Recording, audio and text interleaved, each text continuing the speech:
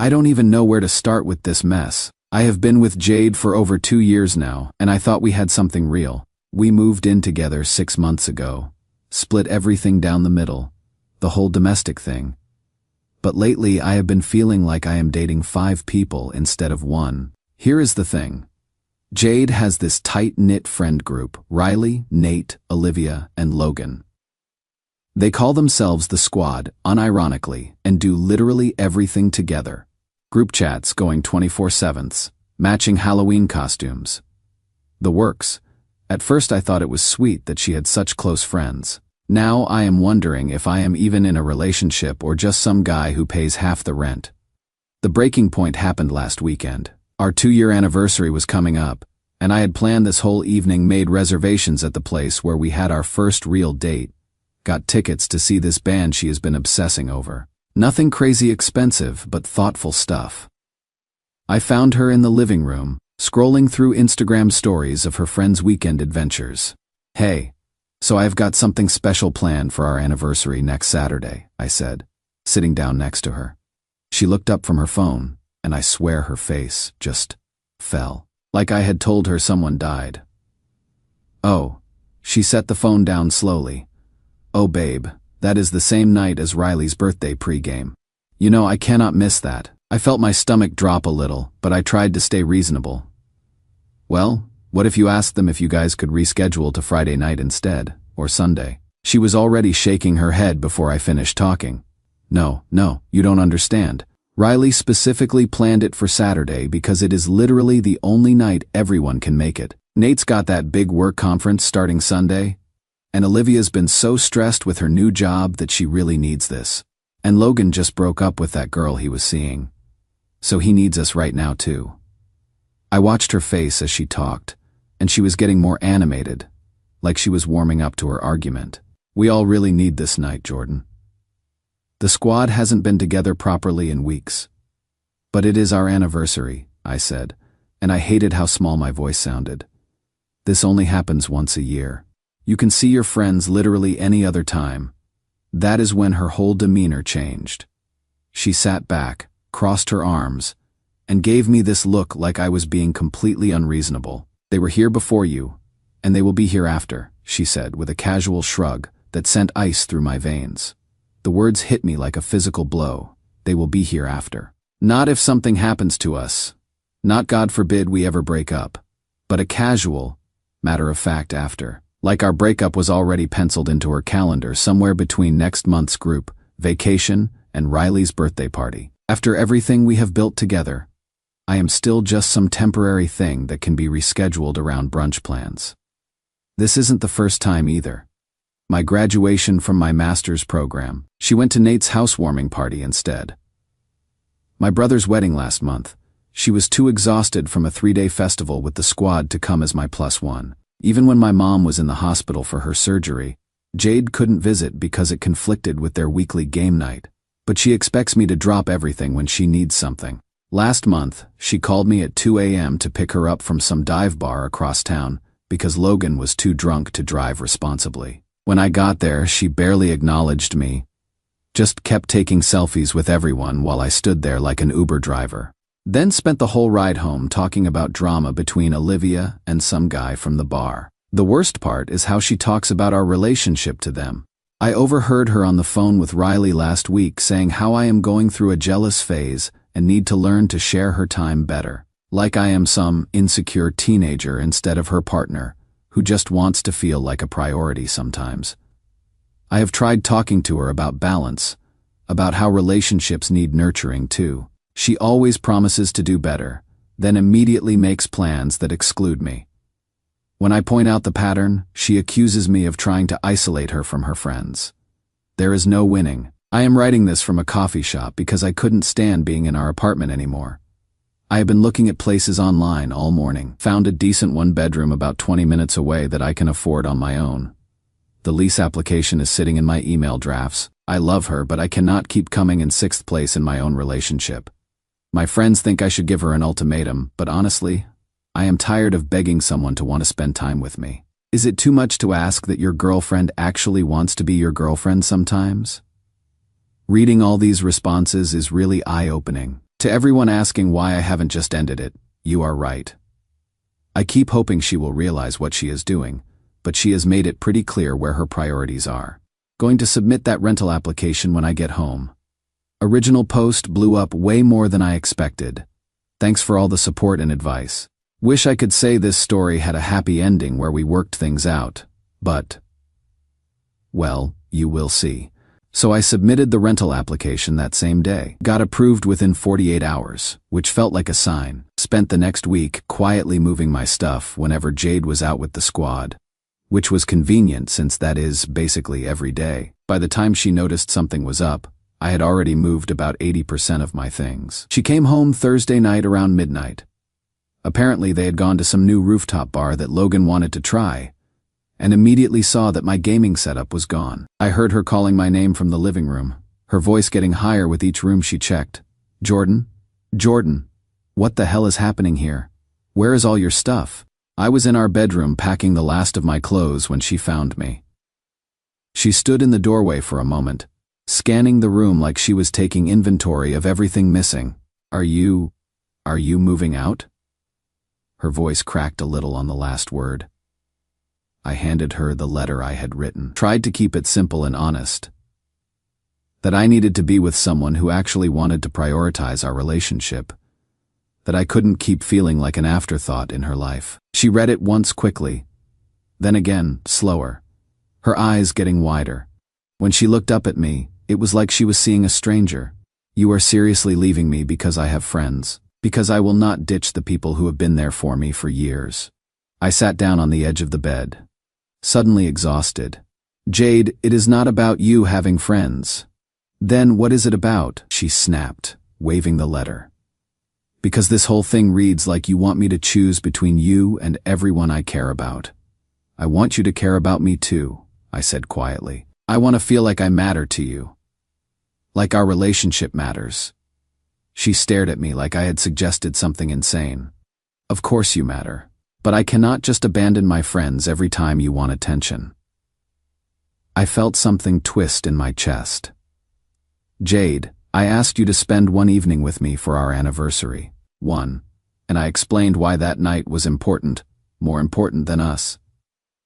She threw her hands up. This is ridiculous, Jordan.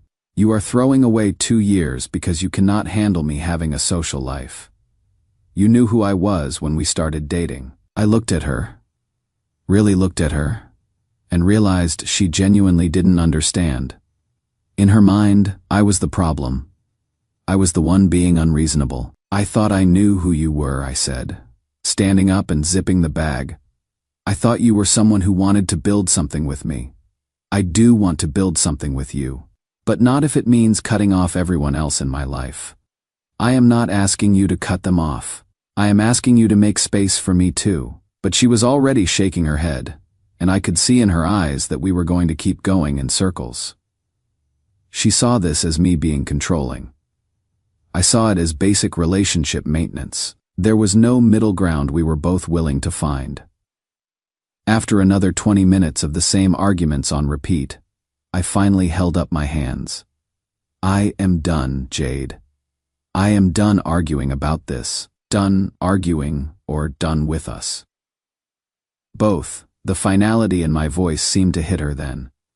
Her whole posture changed, like she suddenly realized this wasn't just a fight we would work through. That is when things got weird. She started following me around the apartment listing. All the things we had shared, all the memories we had made. But even then, every other sentence was about her friends. Remember when we went to that concert and ran into Riley and Nate? What about the time we cooked dinner for the whole squad? Like she couldn't even conceptualize experiences that were just about us. I told her I would be back for the rest of my stuff over the weekend when she was at Riley's pool party. Because of course there was a pool party. Left my key on the kitchen counter and walked out. But apparently leaving wasn't enough for her. Saturday morning, I am in my new place, finally feeling like I can breathe again, when my phone starts going crazy. Jade's calling non-stop, sending paragraph-long texts about how we need to talk this through like adults. When I didn't answer, she started having the squad message me too. Riley sent me this long text about how Jade is devastated and I am breaking up the family. Logan called me immature for ghosting instead of working things out. Nate tried the reasonable approach, suggesting we all meet up to discuss things. Even Olivia, who I have maybe had 10 conversations with in 2 years, felt qualified to tell me I was making a mistake. The messages got more aggressive as the day went on. Stuff like "you are going to regret this" and "Jade deserves better anyway." By Sunday evening, they were calling me emotionally abusive for abandoning her without warning, despite the letter I had left explaining everything. Then Monday night happened. I got home from work to find all 5 of them standing outside my new building. Jade was in front, with the squad arranged behind her like some kind of intervention crew. She started talking as soon as she saw me, loud enough that neighbors were looking out their windows. "We need to settle this right now. You don't get to just disappear and ignore everyone. We are all adults here." I told them there was nothing to settle. I had made my decision. I had explained my reasons, and I wasn't changing my mind. That is when Logan stepped forward with this gem. "Dude, you are being a selfish piece of shit. Do you know how much you are hurting her? How much you are hurting all of us? All of them?" I asked what exactly I had done to hurt people I barely knew. Apparently, by dating Jade, I would become part of their family system, and leaving her was like abandoning all of them. You could only imagine the face I made while listening to this complete nonsense. It was literally the most codependent thing I had ever heard. The whole thing was surreal. Riley was crying. Nate kept trying to mediate. Olivia was recording everything on her phone for evidence of what? I have no idea. And Jade just stood there nodding along, like this was all perfectly normal behavior. I told them they had exactly 30 seconds to leave my property before I called building security. When they didn't move and kept telling me to work things out like adults, I walked inside and did exactly that. Security came out and asked them to leave, which they did, but not before Jade shouted that this wasn't over. That was 3 weeks ago. The calls and texts have finally stopped, but I still get the occasional message from a random number, probably one of them using someone else's phone. I doubt they would try to show up at my building again. Building management knows to watch for them now. I don't regret leaving, but I am honestly shocked by how insane this got. Like, who brings their entire friend group to harass their ex? What kind of adult behavior is that? Back again with another update. Honestly didn't think I would be posting more about this situation, but life has a sense of humor apparently. First off, things on my end are going really well. New apartment is great, work's been busy but rewarding, and I have been reconnecting with friends I would kind of neglected during the Jade years. Turns out when you are not spending every weekend being the designated driver for someone else's social circle, you have time for your own relationships. Who knew? But the real story here is what has been happening with Jade and the infamous squad. My buddy Mark works with Nate, and apparently the group dynamics have been shifting. Remember how I mentioned that Nate was getting serious with his girlfriend Emma? Well, they got engaged 2 weeks ago. Emma's been pretty vocal about thinking the whole group setup is immature, and has been pushing Nate to establish better boundaries. According to Mark, Nate's been slowly pulling back from the constant group activities, missing the weekly hangouts, not responding to the group chat as much, actually prioritizing his relationship. Sound familiar? Jade apparently lost her shit when Nate said he couldn't do their annual weekend trip to the beach house because he and Emma had already planned a trip to visit her parents. "You are becoming just like Jordan," was supposedly her exact words, because God forbid someone prioritize their romantic relationship over weekend beach trips. But it gets better. Riley got a promotion at work that requires her to relocate to Portland. She has been trying to coordinate virtual hangouts and plan visits, but Jade's been cold about the whole thing. Apparently, she made some comment about how real friends don't abandon the group for career opportunities. Riley is understandably hurt by this reaction to what should be good news. Then there is the Olivia and Logan situation. I never got the full story while I was dating Jade, but apparently those two have had an on and off thing for years that everyone just pretends isn't happening. Well, it is happening again, but this time it is serious enough that they want to actually date instead of just hooking up after group events. Jade is not handling this well because it changes the group dynamic and she is worried about what happens if they break up. So let me get this straight. When I complained about feeling deprioritized, I was being controlling and selfish. But now when she is feeling deprioritized by her friends, suddenly it is a tragedy and everyone is abandoning her. The best part, and I am getting this through Mark's girlfriend, who is friends with Emma, is that Jade has been going around telling people that everyone is pulling a Jordan on her, like wanting to grow up and build adult relationships is some kind of betrayal epidemic that I started. I don't think she even realizes no one is taking her seriously anymore. Meanwhile, I have been having actual fun for the first time in months. Went to a concert last weekend with some college friends who I hadn't seen in ages. No group coordination required. No one insisted on taking Instagram photos every 5 minutes. And I didn't have to leave early because someone needed emotional support for their latest drama. It was revolutionary. I have also been seeing someone new. Nothing serious yet, but Mia is refreshing. She has close friends, but she also understands that relationships require one-on-one time to grow. Novel concept, right? We had dinner Friday night. Just the two of us. And she didn't check her phone once. Didn't even occur to me how unusual that was until later. But here's where it gets really interesting. 3 days ago, I get a text from Jade. First direct contact since the apartment building confrontation. Hey, I know things ended badly between us, but I have been doing a lot of thinking. Maybe we could grab coffee sometime. I feel like we both said things we didn't mean. What the hell? I just sat there staring at my phone for like a full minute, after months of complete silence. And now this. It felt like getting sucker punched out of nowhere. I didn't respond immediately, but then yesterday she sent another one. I know I made mistakes. I was young and didn't understand how to balance everything, but I have been learning and growing, and I think we could try again if you are open to it. I showed the messages to Mark, and he just laughed. Apparently word has gotten back to Jade that I have been doing well, that I am seeing someone new, and that I seem genuinely happier. Mark thinks she is realizing that maybe having a devoted boyfriend wasn't such a terrible thing after all. The timing is pretty telling though, right when her friend group is naturally evolving and she is facing the reality that people grow up and their priorities change. Suddenly she wants to revisit our relationship. Where was all this learning and growing when I was begging her to understand my feelings for 2 years? I am not responding to the messages. I don't owe her a coffee date or a chance to explain herself.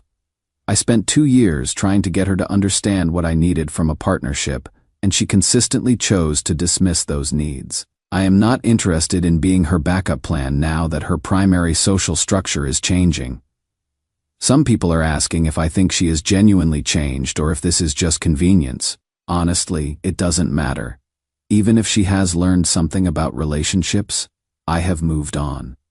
I am building something new with someone who already understands what partnership looks like. Why would I go backward? Probably my last post about this whole situation, but wanted to share how things wrapped up since so many of you have been following along. The Jade text messages continued for about another week after my last update. Nothing aggressive or manipulative. More like she was trying to find the right combination of words that would get me to respond. A few highlights. I finally understand what you meant about balance. I see it now. The squad isn't the same anymore. I think I was using everyone to avoid dealing with real intimacy. I miss talking to you. Not even about getting back together, just talking. That last one almost got me. We did used to have great conversations, especially early in our relationship, but I reminded myself that good conversation doesn't mean good partnership. And I stayed silent. Things came to a head last Tuesday. Mia and I were having dinner at this Italian place downtown when I spotted a familiar group at a corner table. Jade, Logan, and Olivia. Nate and Riley were notably absent. Apparently Nate was at some couple's thing with his fiancée, and Riley was already in Portland setting up her new life.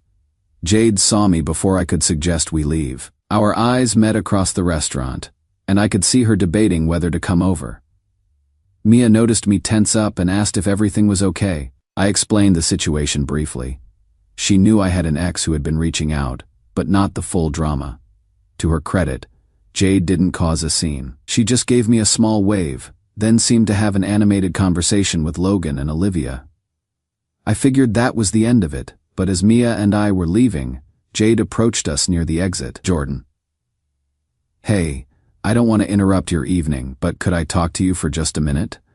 Mia squeezed my hand and said she would wait by the car, probably the most graceful way anyone's ever handled meeting their partner's ex. Jade looked different, tired, maybe, or just older. She started talking quickly, like she had rehearsed it. I know you haven't been responding to my messages, and I understand why. I just wanted to say that you were right about everything, about the balance, about priorities, about what a real relationship should look like. I see Nate with Emma, and I watch how they support each other. And I realize I never did that with you. I told her I appreciated her saying that, but it didn't change anything between us. I know. I am not asking for another chance. I just needed you to know that I understand now, and I am sorry. Really, genuinely sorry for how I treated you and how I reacted when you left. It was the first time she would actually apologize without any qualifiers or excuses. She looked over at Mia in the parking lot and smiled sadly. She seems lovely. I hope she appreciates what she has. And that was it. She went back to her table. I went to my car, and Mia asked if I was okay. I realized I actually was. The ironic epilogue to all this, I heard through Mark that the squad is essentially done. Nate's fully committed to his new life with Emma and barely talks to the group anymore. Riley's loving Portland and has made friends through work. Logan and Olivia are dating now but apparently want space from the group dynamic that complicated things for so long. Jade's been trying to keep the group together, planning events and sending nostalgic messages about the good times. But you cannot force people to stay in a dynamic they have outgrown. She is learning what I tried to tell her months ago. That relationships, all relationships, require mutual investment and understanding. When people feel like they cannot be authentic or pursue their own growth, they leave. As for me and Mia, things are progressing nicely. She met some of my friends last weekend, and it was effortless. No one felt like they had to perform or compete for attention. Just adults hanging out and getting to know each other. She has been talking about maybe taking a weekend trip together next month. Just the two of us. The fact that this seems normal and exciting rather than selfish or threatening tells me everything I need to know about the difference between healthy and unhealthy relationship patterns. I don't wish anything bad for Jade. I hope she figures out how to build connections that don't require her to sacrifice other important relationships, but I am glad I had the courage to walk away when I did. Sometimes the best thing you can do for yourself is refuse to accept being treated like an option. Thanks for all the support throughout this whole saga. Time to close this chapter permanently and focus on the new one.